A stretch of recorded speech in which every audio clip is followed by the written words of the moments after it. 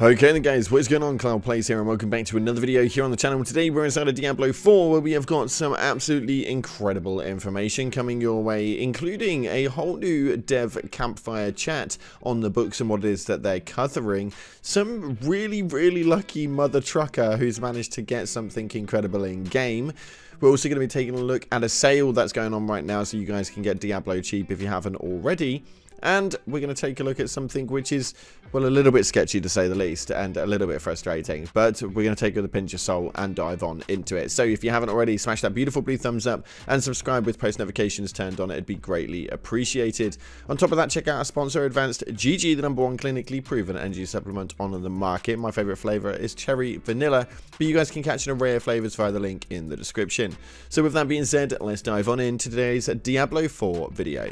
So starting off with this article right here from Icy Vein stating that upcoming dev campfire chat for November 30th. That's right, a campfire chat for Diablo 4 covering Abattoir of Zir and the Midwinter Blight event. And itemization updates is scheduled for the 30th of November at 11 AM PST. As Diablo actually posted out, the DIV dev campfire is coming in hot. Tune on in for the latest on Diablo 4. So it'll be interesting to see what happens to that in the next couple of days. These campfire chats generally come in with quite a lot of really interesting information, 9 times out of 10. And it's always good to take a look over what it is that they've got changing right now. So I don't know how many of you guys are still playing Diablo 4, but I'm intrigued. Are you going to be there for the campfire chat? Let me know via the comment section below. Next up though, a player gathers all Uber uniques and asks, did I beat the game? Yes, Spartan Jaws recently gathered up all of the available Uber uniques, around 250 dual runs. That took quite a fair amount, but even then that is absolutely crazy, which is pretty solid luck. Despite the high amount of kills, players have been getting the rarest items in Diablo 4 at very different rates, from 2 in 2 runs as we've covered before, to players going even hundreds of runs without any Uber uniques whatsoever.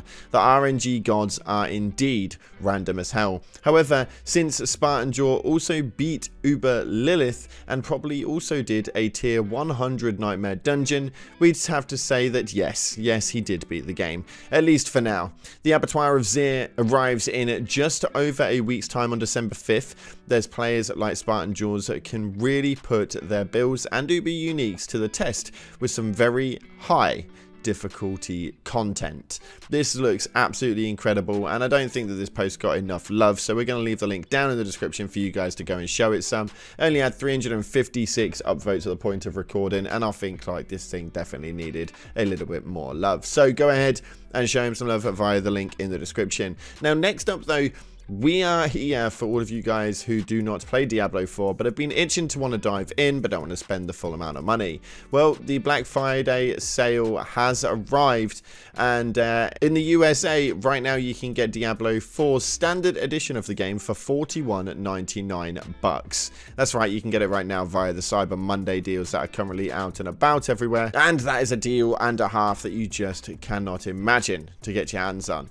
Now, another thing you cannot imagine to get your hands on via this Reddit post right here is stating, imagine a world where you can get sets like this via loot and not with your credit card.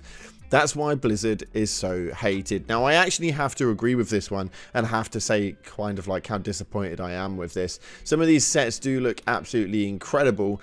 Again, some of them do look quite mediocre, which makes it even worse in my personal opinion. Paying for cosmetics that look really cool is one thing, but paying for some cosmetics that just look atrocious is yet another thing. So for me, this one confuses me greatly. I do think that having paid cosmetics is really good, but I feel like we should have cosmetics inside of the wild and just general game loot that is at least the equivalent coolness of this. I know they have to push for some more money to make via these games, but I just think that there's a really good way of doing it, and this just isn't it for me personally.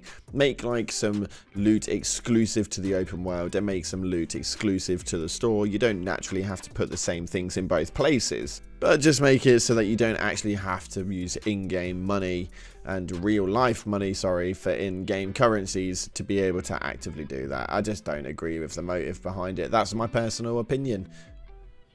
Let me know what you guys are thinking via the comment section below. I think we should be entitled to some cool gear that glows up and looks incredible just via the normal open world gameplay. Now, we have got to talk something controversial, and we're not even sure what this actually is, but D4 expansion. So there's been talk about the D4 expansion and what it is that's happening exactly, and some people have been doing a little bit of research and diving around.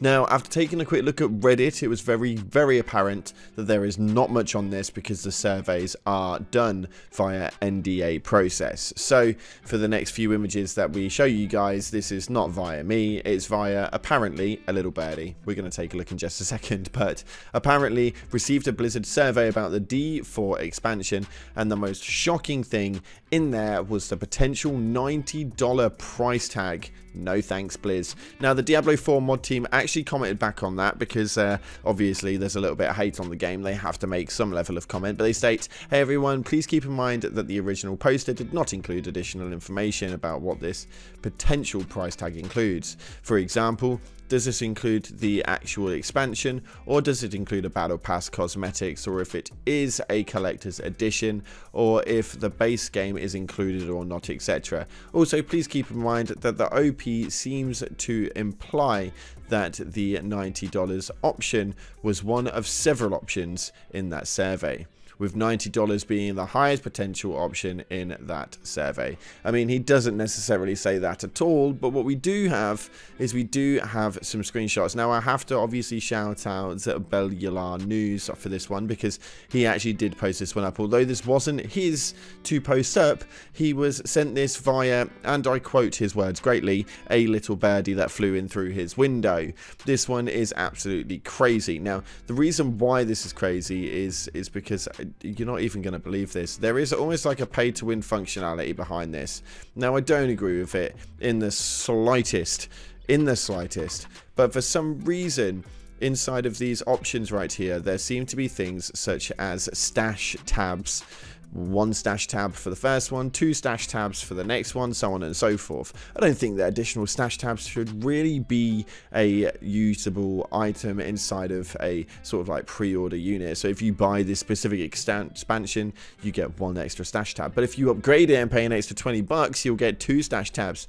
I don't think that's how the game should work. I feel like that is an in-game motive that should just be a processable thing for in-game, for us to store our items. I don't feel like that's an expansion level material. On top of that though, we have another one right here, which is the early access to functional items. Now it states here, early access to a functional item in-game, such as a unique piece of gear or a legendary aspect before it's released during the expansion, and I don't think that that's a very good idea either. I think that that kind of takes away from a lot of it. For most players, those are things that they're sort of hunting for. That's what they're kind of trying to grasp.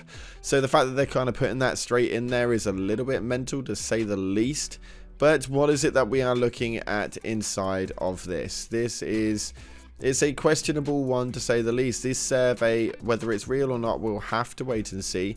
But when we look at what it is that they have got in here, it is a little baffling. When we look at the price tag labels on this survey, obviously you have an option from A through till D. Now I'm going to leave the link down to Bellular's News video down in the description so you guys can take a look at it a little bit more in depth, because this is essentially an A to D, if you want to call it that, functionality of how they survey, where they give 4 options, and as you can see right here, they go from $49.99 being the lowest price, for $99.99 being the highest priced. Now some of these do include the base game, although apparently some of these do not, which is a little bit confusing. I think that $50 being the cheapest one, and if that is what the expansion is and not including the base game, that's a little nutty, to say the least. It'll be intriguing to see what it is that is inside of these, but from $50 to $100 for any level of an expansion, I think that's extremely high. We should be looking at about $35,